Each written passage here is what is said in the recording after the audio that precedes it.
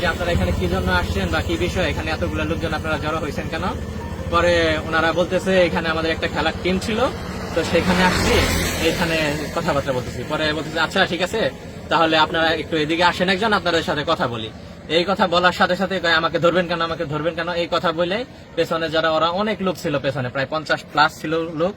ওরা তারপরে একবারে ঝড়া ভাবে আইসা যে যার মতো কুল ঘুষি বাঁশ দিয়া স্যার আমাদের মানে উল্টা পাল্টা বাড়ি আমাদের এই যে মাথার মধ্যে বাড়িছে, বাঁশ দিয়া পেছনে পিঠ ফাটাই ফেলছে, এর মাথা ফাটাই ফেলছে, এর হাতে বাড়ি দিয়া হাত ফাটাই ফেলছে, পা।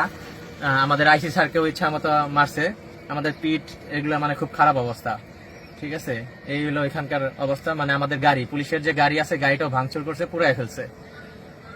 তারপর আমরা এখান থেকে কোন রকম বেঁচে চলে আসি। আমাদের ইট পেটকেল গোপালগঞ্জে মেরে 2 পুলিশ সদস্যকে আহত করা হলো।